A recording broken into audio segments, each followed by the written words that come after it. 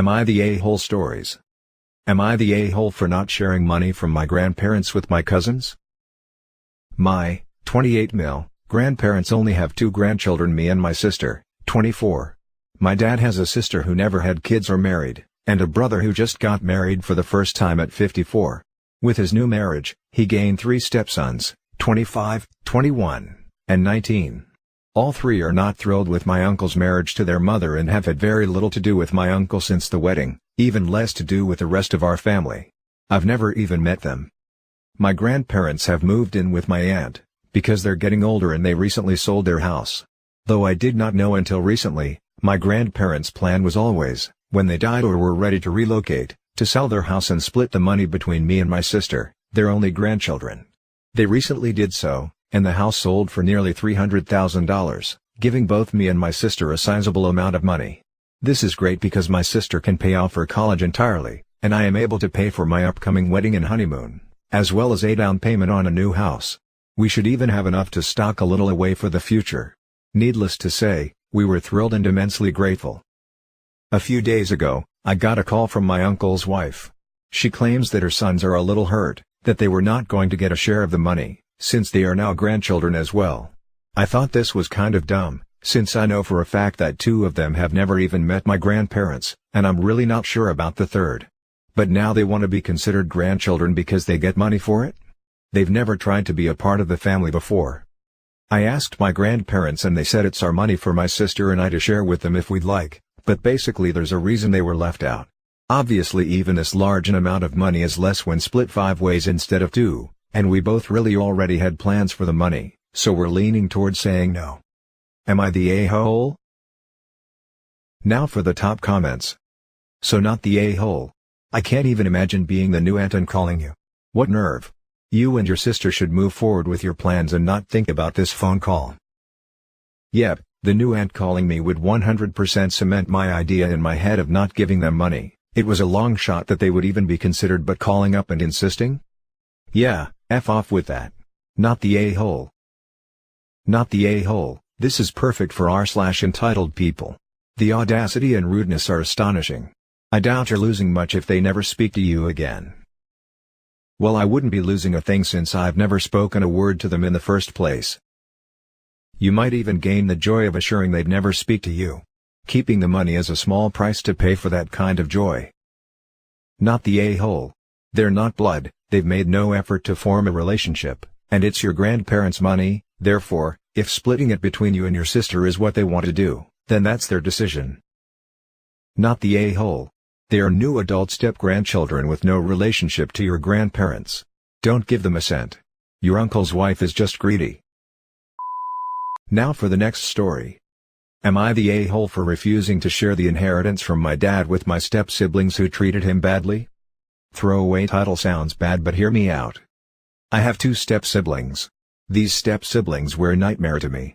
They basically caused their side of the family to disown me. They railed around their mom, who was a wonderful parent, against me, to get me disowned. The only person who I had any relationship with or met, was their grandma.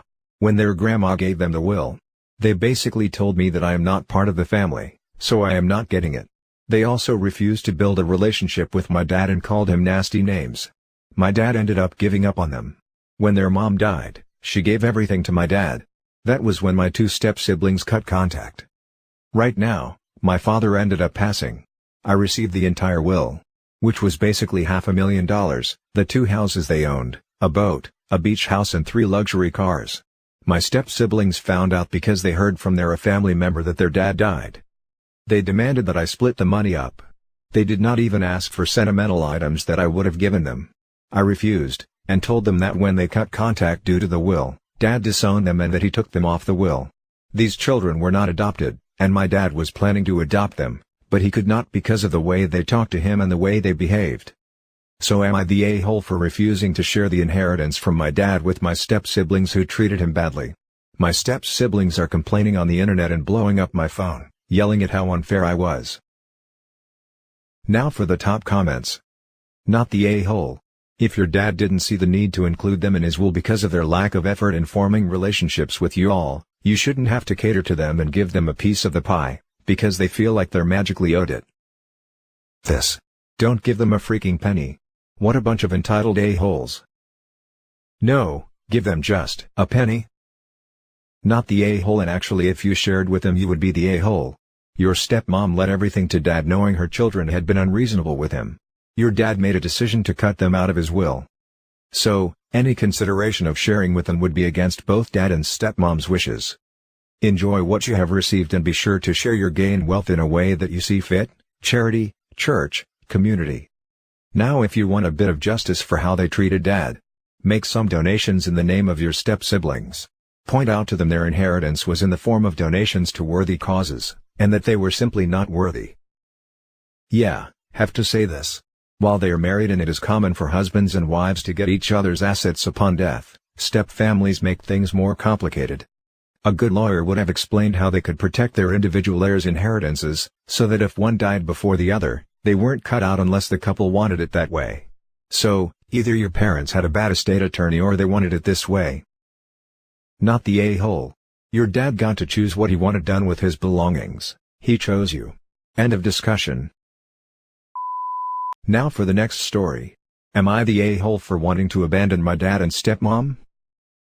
My stepmom was in a car accident a few weeks ago. Though she is recovering quickly, she'll be almost blind and have trouble moving around. The doctors can't say how much she'll recover. I'm 18, female, in my last year of high school. And my dad told me he expects me to postpone going to college to take care of my stepmom. He stressed that I could say no, but that I'd be a selfish person. Now, me and my dad aren't close at all. I have been saving for a few years and I was planning on moving out as soon as possible. Mostly to get away from him. He isn't abusive, but we've still had a lot of issues. Throwing away my pain meds, sharing very personal info with the whole family, confiscating my laptop when I have online classes, taking my bedroom door off, just to name a few. I do get on well with my stepmom. So, I told my dad I'll help him research/visit places where she'd have a caretaker, can't remember what's that called, or I'd help him look into anyone who could help at home. But that I am leaving for college and moving out next school year. I feel the need to add, that this isn't a money thing. We have free healthcare and if he wanted someone to stay at our house to take care of her, he could absolutely afford to. He just wants me to do it instead.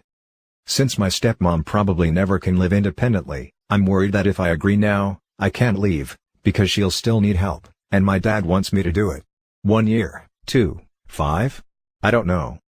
I kind of feel like an a-hole for not helping, but I don't want to live at home any longer than I have to. Am I the a-hole? Now for the top comments. Not the a-hole, leave and never look back. Do not continue to be abused by your father. I don't know if it's abuse. He never hit me or called me names. Throwing away my pain meds, sharing very personal info with the whole family, confiscating my laptop when I have online classes, taking my bedroom door off, just to name a few. You just listed abusive actions committed by your father. You most likely conditioned to believe otherwise, but I can assure you that this is not normal behavior. Abuse comes in a lot of different forms. Google, "but he never hit me," and you'll find a lot of examples. You're right that if you delay your life now, there will always be a reason for you not to leave, and the fact that he guilts you about it, is not okay. To be fair, you aren't the one who made a through sickness and in health vow, he did. So, he needs to make sure that he's providing the support she needs. You aren't equipped to do this and that would be unfair to your stepmom. Not the a-hole. She needs someone who is trained to provide the level of care necessary. I'll look it up, thanks. Not the a-hole. This is where the in sickness or in health part of marriage comes in. Your dad made those vows, not you. I think you are showing the appropriate amount of care, and you aren't planning on never seeing her again, or never checking in to ask how she is in the future, or saying you don't care if she rots in a care facility. But you have absolutely zero obligation to put your life on hold to care for her, especially since your dad could afford to have a professional come and assist him with her care without financial hardship. Now for the last story. Am I the a-hole for having a relationship with my biological grandparents against my bio parents' wishes? When my parents, 43 male 42 female, were in high school, they had me, 26 male. I was given up for adoption but ended up in foster care. I ended up graduating early and got emancipated. I started looking for my parents and found them on Facebook when I was 17. I also discovered they were still together, got married, and had 3 girls 19, 15 and 12. I messaged them to reach out, but they declined to meet me and asked not to contact them, or their family again. I figured while I'll respect their wishes not to contact them, I decided to contact their parents who were thrilled to meet me. Much to my parents' dismay, they welcomed me into the family with open arms. It turns out all of my grandparents were well off. My dad's parent, Grandpa and Grammy, came from old money and my mom's dad, Papa, owns an engineering firm where my father works. Papa's wife is Mama. Anyways, they took a quick liking to me, as Grandpa and Grammy always wanted a grandson. Papa was impressed I graduated early and was an engineering student, and Mama never got over me being put up for adoption. Grandpa offered to pay for my college, but I got my tuition paid for by the state. They thought that meant I got a scholarship, and decided to give me the money anyway. It should be noted that they basically took that out of the money for my sister's college money. Papa had me interning at his firm and started introducing me as his grandson. This caused some confusion as everyone knew that my mom was an only child, so I had a few people ask me what the deal was and I told them the truth. This pissed off my dad, so he tried to get Papa to fire me, but he failed.